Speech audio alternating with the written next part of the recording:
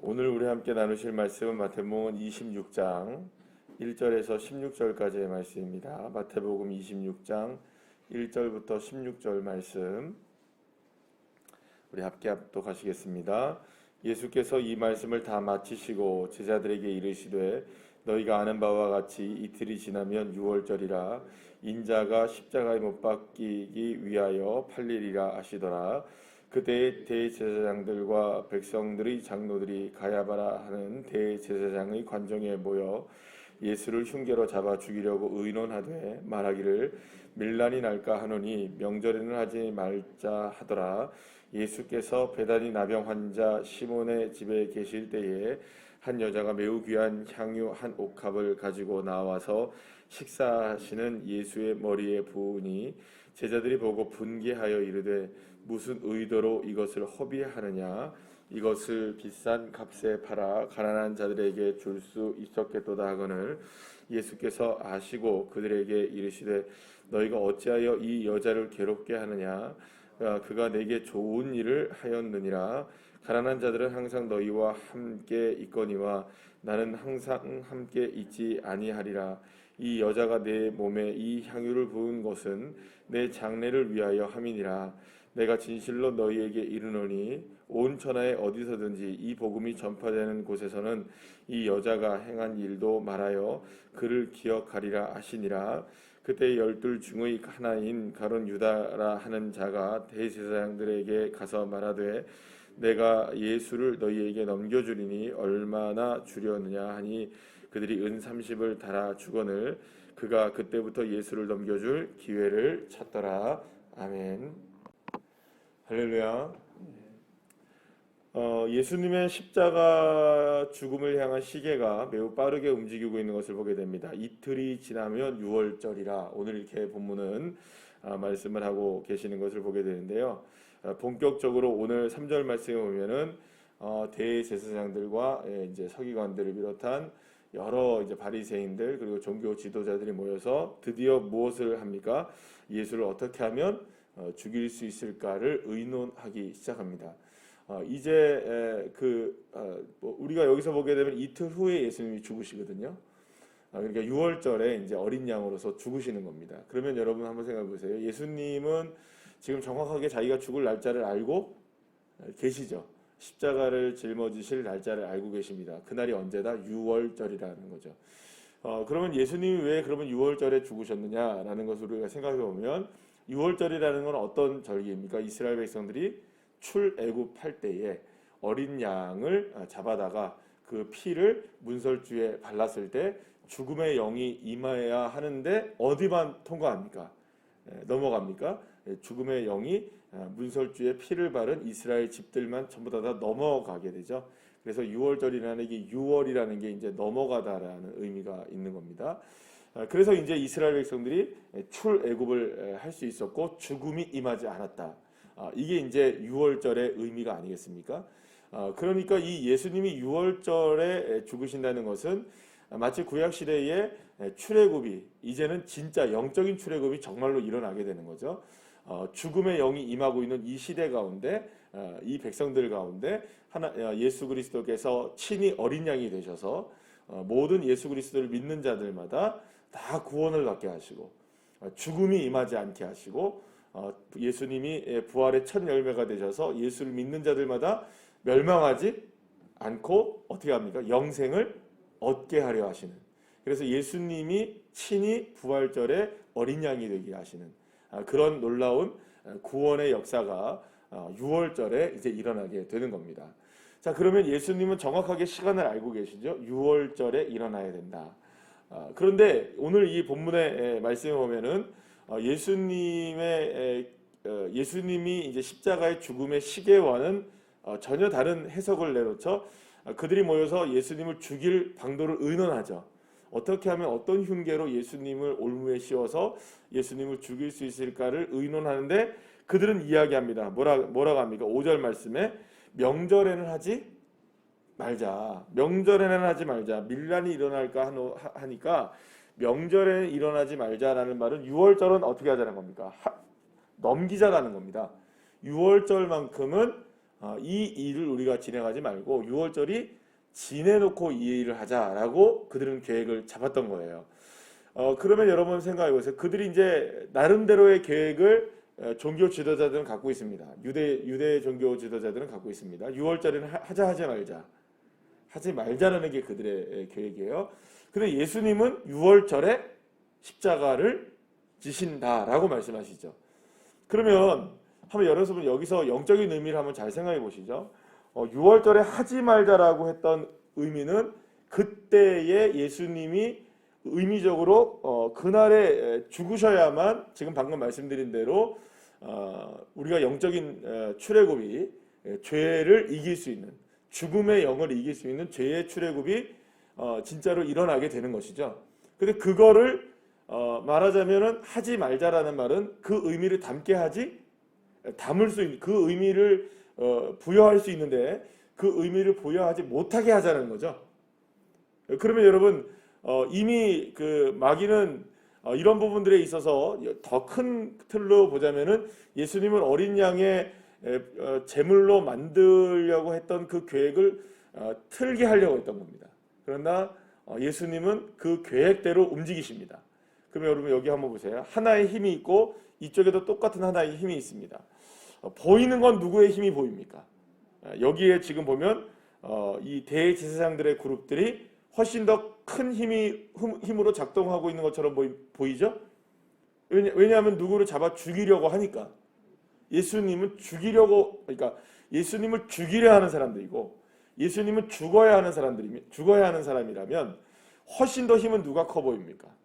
이 대제사장 그룹이 훨씬 더 힘이 커 보이고 역사를 마치 이들이 어떻게 하는 것처럼 보입니까?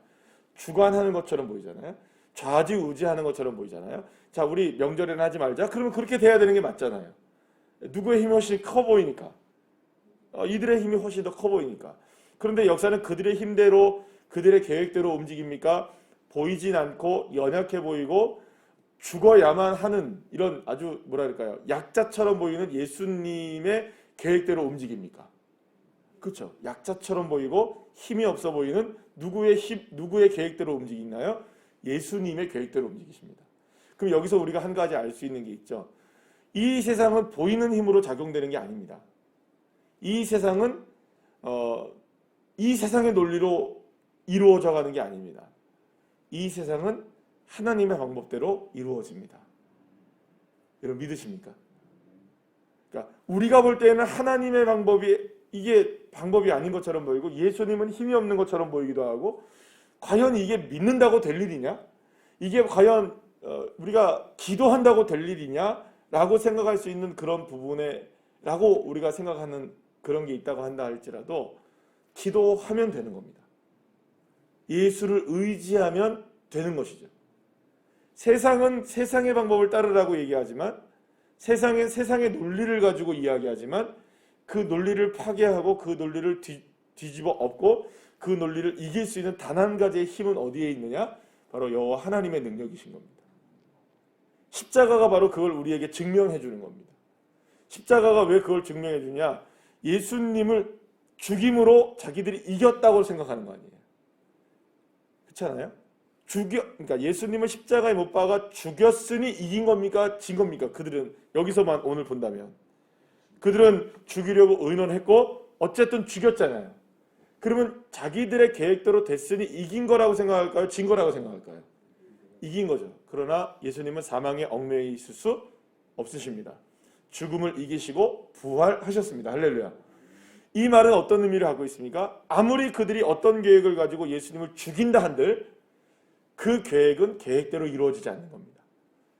누구의 능력이 무엇을 압도합니까? 세상의 능력을 압도합니까? 예수의 권능이, 하나님의 능력이. 믿으십니까? 자, 그러면 우리 한번 생각해 봅시다. 만약에 여러분들이 그냥 이렇게 한번 생각해 볼게요. 여기에 확실하게 보이는 힘이 있어요. 여기에 확실하게 보이는 이쪽에 힘이 있어요. 근데 여기는 불확실해 보이는 모습들이 있어요. 근데 이쪽이 예수님이고 이쪽이 확실해 보이는 쪽이 세상의 방법이에요. 여러분들 어디다가 투자를 하시겠습니까? 여러분들이 믿음이 있으시면 어디에 투자를 하셔야 되나요? 우리가 믿음을 가지고 살아가는 그리스도인들이라면 확실하게 보이는 세상일까요? 불확실하게 보이지만 예수님일까요? 당연히 이쪽에 해야 되겠죠. 이걸 믿음이라고 하는 겁니다. 불확실해 보이잖아요. 죽는 것처럼 보이잖아요. 안 되는 것처럼 보이잖아요. 힘없는 것처럼 보이잖아요. 오늘 본문의 마지막에 가룟 유다가 예수님을 뭐에 팝니까? 은 30에 팔잖아요. 그렇게 연약해 보이잖아요. 여러분들 예수님이 은 30의 값밖에 안 되십니까? 지금까지 수없이 많은 병자들 고친 것만 생각해 보세요. 아니 오병이어의 기적만 생각해 보더라도 예수님이 은 30밖에 안 되십니까?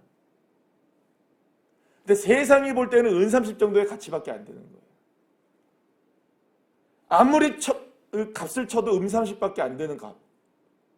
이게 힘 있는 것처럼 보입니까? 여러분 은 30이 여기에 이렇게 쌓여있다 할지라도 은 30에 해봐야 쌓이겠습니까? 이 영화에서 보신 것처럼 100원, 여러분들 500원짜리 동전 30개 해봐야 얼마나 될까요? 여러분들 한 움큼 잡힐까요? 그죠? 그 값에 생각해 본다면 여기에 골드바가 하나 있다고 생각해 보세요. 여러분들 어떤 거 하시겠습니까?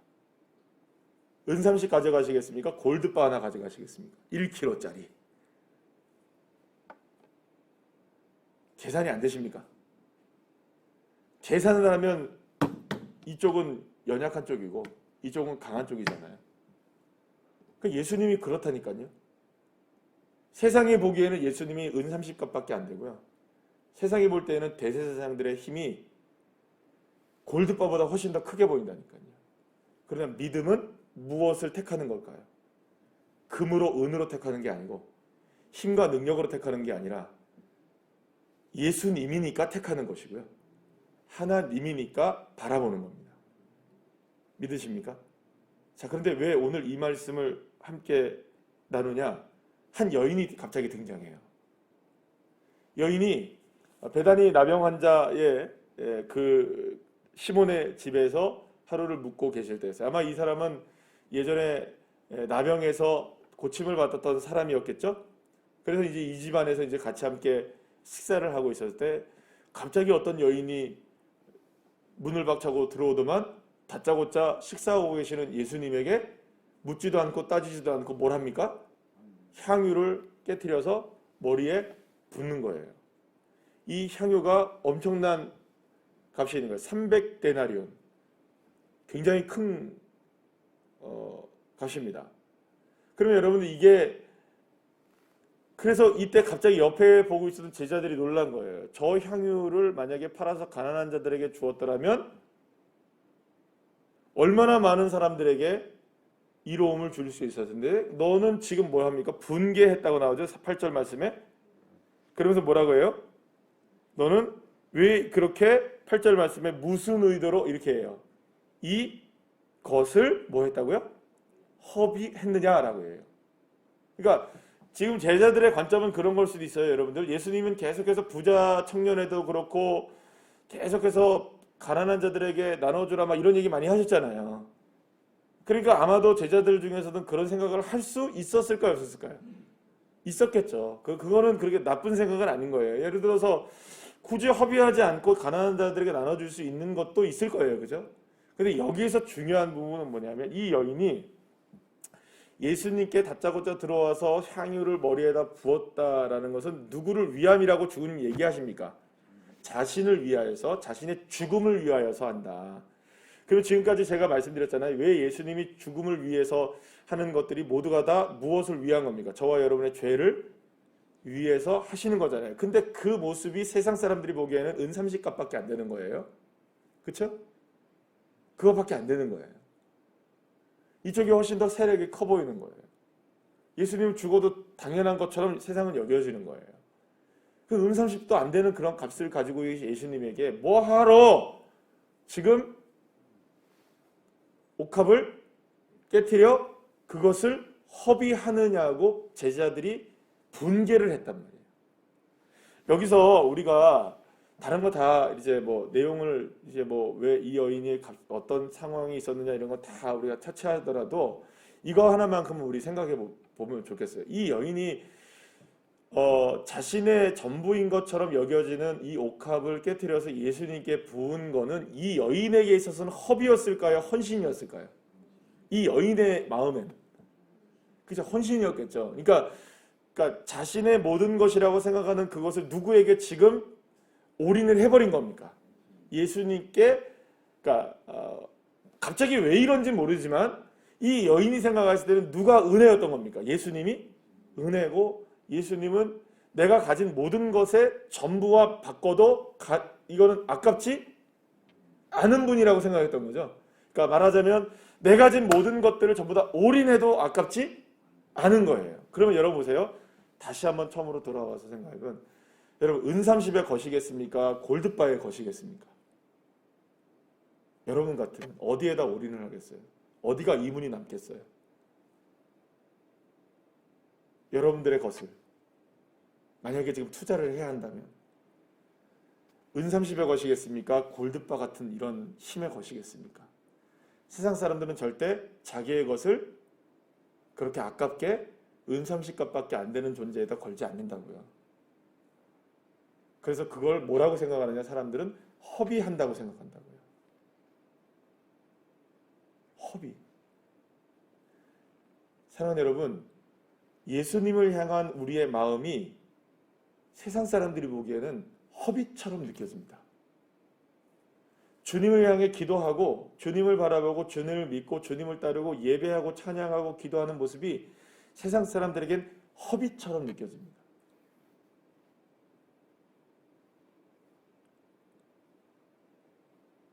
만약에 그들이 허비라고 생각하지 않는다면 누구에게 지금 나와서 누굴 믿겠어요? 당연히 예수님을 믿겠죠. 그런데 여러분, 이게 과연 예수를 믿지 않는 사람들은 허비처럼 느끼고 우리는 정말로 허비처럼 안 느끼느냐? 예, 그렇지 않다는 거예요.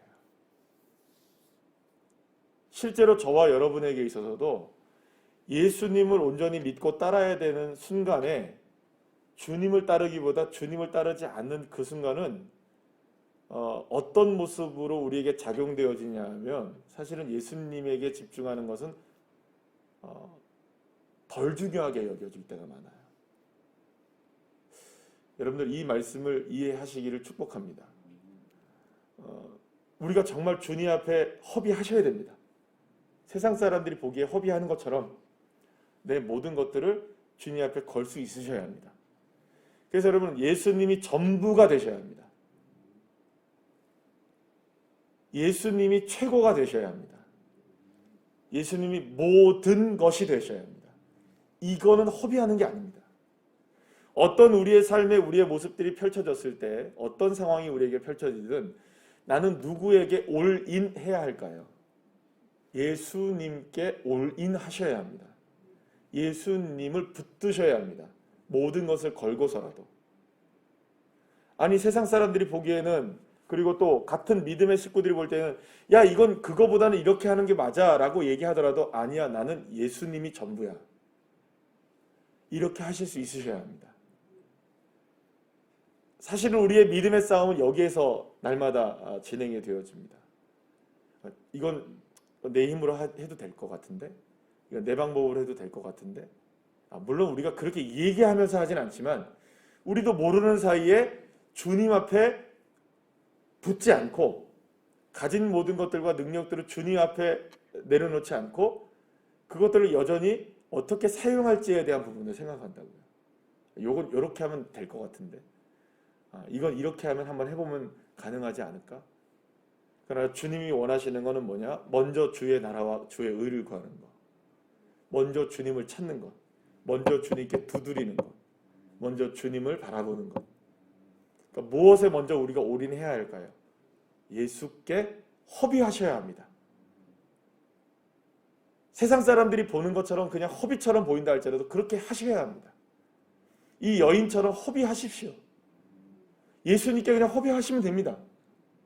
뭐라 하든 하시면 됩니다. 그걸 하시는데 머뭇거려서는 안 됩니다. 예수님께 허비하셔야 되는데 그 순간에 이거 허비하는 거 아니야? 아니, 허비하시라니까요. 그러나 절대 허비가 안 됩니다. 반드시 하나님은 주님 앞에 드린 바 30배, 60배, 100배 이상으로 역사하신 하나님이시니까요. 믿으십니까? 그러니까 주님께 헌신한 것은 허비가 없습니다. 주님께 하신 것은 허비가 아닙니다. 그러니까 우리가 저와 여러분의 믿음이 이런 믿음이 되시길 축복합니다. 세상은 우리를 허비하는 것처럼 봅니다. 새벽에 나와서 이렇게 기도하는 것도 예배 드리는 것도 허비처럼 느껴지죠. 그러나 여러분 분명히 아십시오. 예수님께 허비를 하셔야 합니다. 그건 허비가 아니기 때문이죠. 그런 믿음을 가지고 이 여인처럼 오직 주님만을 바라보고 비록 보이는 것이 없다 할지라도 그 주님을 향해서 믿음으로 나아가시는 귀한 자녀들 한 분 한 분들 다 되시기를 간절히 축복합니다. 기도하시겠습니다.